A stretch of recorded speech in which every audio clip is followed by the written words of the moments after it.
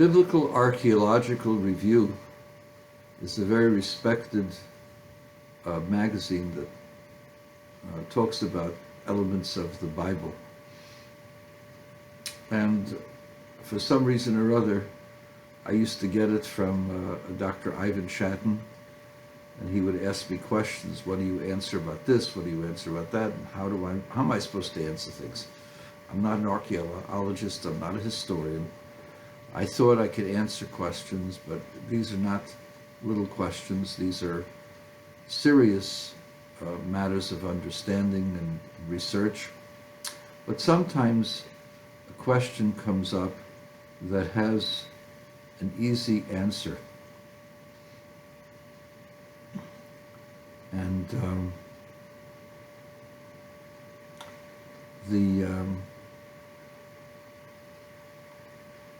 the last Biblical Archaeological Review has an article on the biblical Ezra. Ezra, the scribe who came from Babylon, according to the Seder Olam, was a student of Baruch ben Neriah, who was the student of Yirmiyah Hanavi, Jeremiah, and he restored the Torah to its original pristine fulfillment. And he was the one who put together the Anshe Knesset Agdolah, the men of the Great Assembly, gathered all of the great leaders of Israel, including Daniel and Mordechai and many others, 120 altogether, to restore the way in which Yiddishkeit, Judaism, was practiced prior to the exile. The reason for this is that in just a short period of time, in 20 years, people can forget just about everything, forget about all the traditions of Israel. One only has to look at what's going on and what went on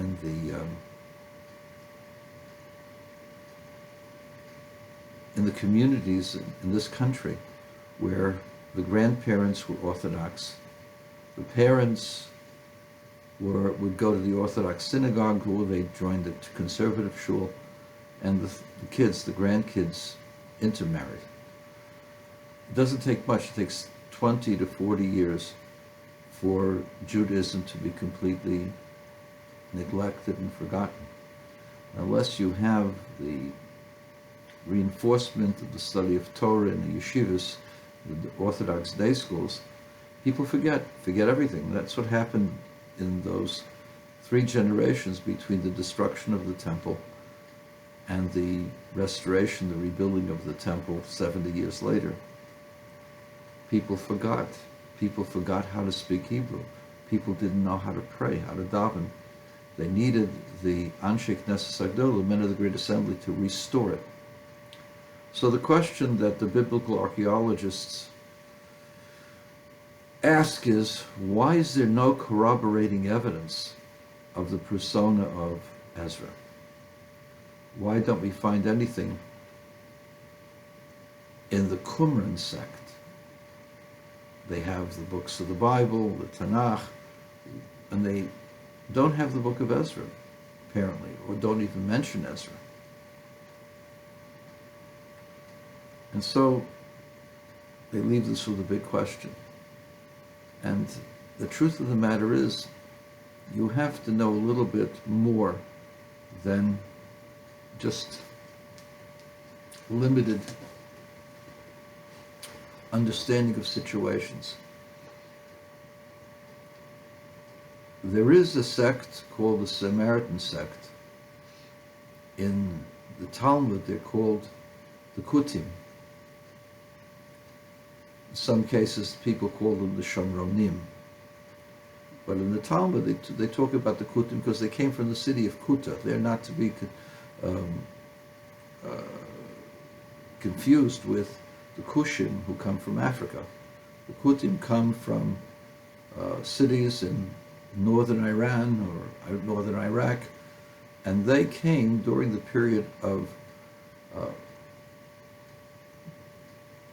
of Sancheriv. Sancheriv came and he put the 10 tribes into exile and replaced them with residents of certain cities in northern Iraq.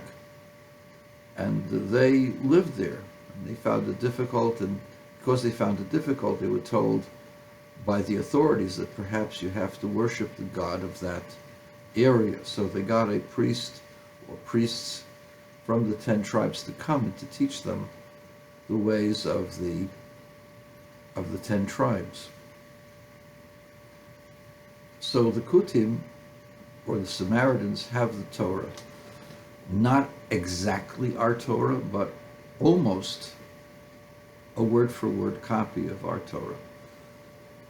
There's some very big differences, but in terms of the wording, 90%, 95% of the wording is exactly the same way. The stories are the same. Most of the concepts are the same. There is very little substantive differences between the Torah Shebiksav that we have and their Torah. So the only difference, the main difference that we see, besides the fact that they set up a temple in Mount Gerizim, in Har Gerizim, and have this as part of the commandments in the Aseret HaDibros and the 10 Commandments, they also have the book of Yeshua and the book of Shoftim. Yeshua, Shoftim, Judges, and Joshua and Judges. But after the book of Judges, they don't have any of the other books of the Tanakh. And one could ask why. Why are the other books not with the Shomronim or the Samaritans, Kutim? The answer is, the answer is found primarily in the writings of Rabbi Victor Miller, who explains the following. The Kutim were taught by the priests of the 10 tribes of Israel who separated themselves from the kingdom of Judea. After the death of King Solomon, during the reign of Rechavam, they asked Rechavam to release them from some of the taxes and the burdens that were placed upon them during Solomon's reign. They felt that the taxes were excessive and that they could not support that kind of level of tax. Rechavam asked for advice. The older advisor said, give it to them today and you'll have them later. They will be yours.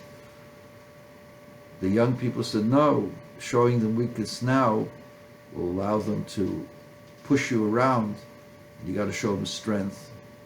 He showed them the strength. He agreed with the younger ones, and he chased away the 10 tribes of Israel, and the resultant was a terrible tragedy. We were divided into two peoples. Sometimes we were warring with each other. The level of idolatry in the 10 tribes was legend, and sometimes even the kingdom of Judea was idolatrous. Certainly, the 10 tribes were more idolatrous, and they were put into exile. They were brought into exile before the exile of Judea. And they represent what are called the 10 lost tribes.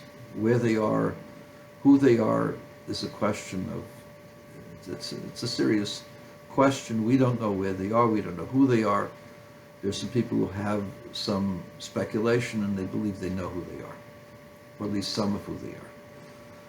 Bottom line of all of this is that the 10 tribes of Israel separated themselves from the kingdom of Judea. Who initiated the Judaic kingdom, which started with King David? Who anointed David as king? The prophet Samuel, Shmuel. That's the third book after the Torah. Joshua, Judges, then Samuel, Kings, and then the other prophets. So the third book in the Tanakh is the book in which King David is anointed as king. Therefore,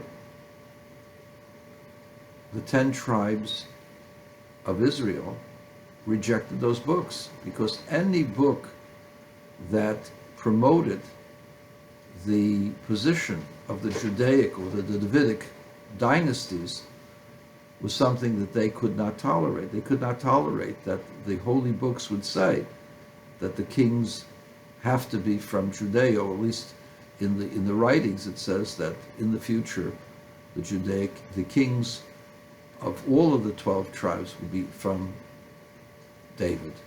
V'avdi David nosi alei, my servant David will be the prince over them forever. That's in the book of Ezekiel. So they couldn't take that, and therefore they removed any vestige of the primacy of the Judaic kings from their midst. Therefore, when they taught the Kutim, when they taught the Samaritans, they did not give them the books after the book of Judges, and that's why they don't have anything past the book of the Judges. Once you understand that a group with a certain agenda will reject books that have principles that go against their agenda, you understand now why the Qumran sect rejected Ezra. The Qumran sect, where the Dead Sea Scrolls, who wrote the Dead Sea Scrolls, were a group of people called the Essenes. People think of the Essenes as some really pious group that was really holier than everybody else because they didn't believe in personal property, they didn't marry, or at least they were celibate from a certain point. They did have children, but after they had children, they would be celibate for the rest of their lives. And they didn't believe in personal property. And as a result of that, they, as Margaret Thatcher is, that the socialists, as long as the other people's money is around, you don't run out of money. But what happens when the other person's money runs out? Then you got nothing, because you're not making any of it yourself. So the Essenes had communal property, but they only lasted as long as the property of the wealthy would last, since there was no attempt to renew the money, no attempt to manufacture money or to manufacture businesses that could promote income. So they weren't going to last anyway, but they lasted only as long as the temple was around and a little bit afterwards. At any rate, the Essenes were not really super pious people. The Essenes were the more religious elements of the Sadducees. The Sadducees are not a traditional group. Sadducees were the students of Tzadok. The Sadducees come from the word Sadukim. And because the Greeks, the K was a double C, so you Latin people, you people who use Latin languages, have now translated as Sadducees, but it's really Sadukim. And the S of the Sadukim is really a tzadi. So it's tzadikum, Sadukim. That's really how it's supposed to be pronounced. And they are the students of Tzadok. Tzadok was a priest who did not believe in the oral law, or argued against the oral law, because as a priest he did not want any authority over him. And Tzadok wanted the authority, the ability to determine what the laws of the Torah should be.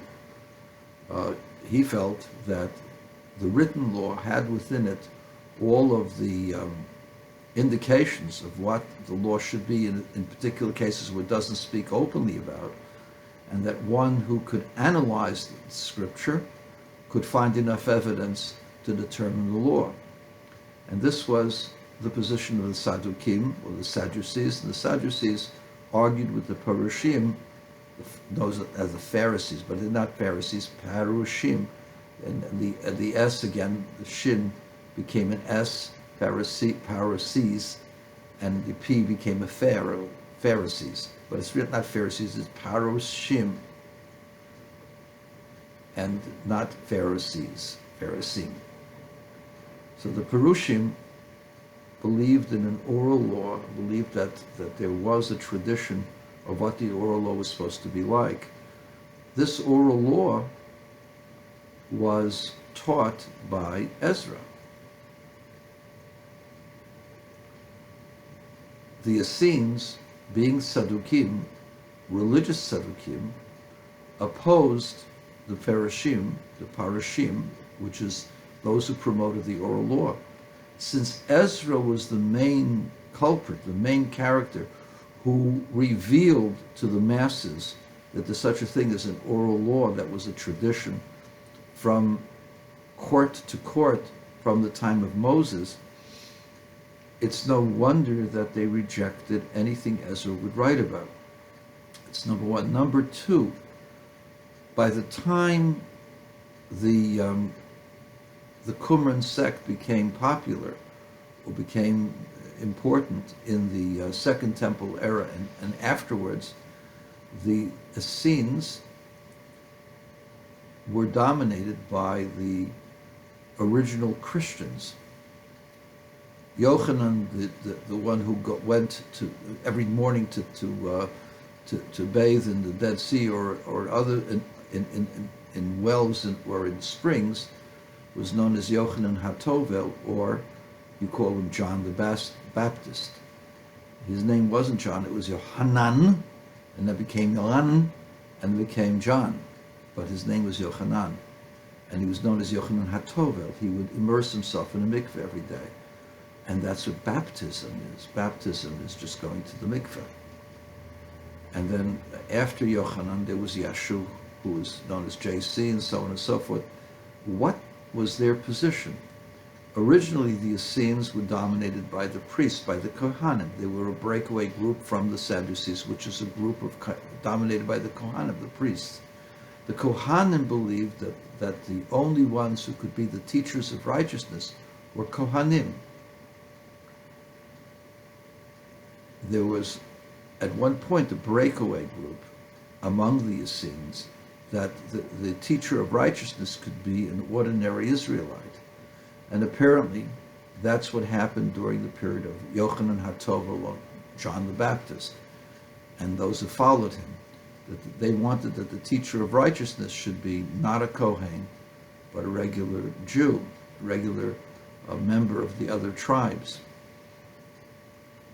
Be that as it may, Ezra, the scribe, was a Kohen. So he was a priest, and he established the primacy of the Kahuna as teachers of Israel. And therefore, on two counts, the Essenes refused to have anything to do with Ezra. Number one, he was the champion of the oral law, which they rejected. Number two, he was a Kohen, and he established that the Kohanim should be the major teachers. Of course, there was a Sanhedrin, there was a high court, and so on, but the ones who taught for the most part during his period of time, and his successor was Shimon HaTzadik, Simon the Just, who also was a high priest. This established that the Kohanim, their primary role was to be the teachers in promoting the teaching of the Torah.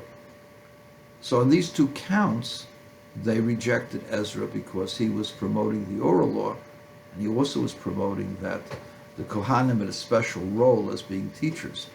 Now, they didn't want that to be promoted, and therefore rejected Ezra as being chauvinistic about his family, and also promoting an oral law, which they objected to.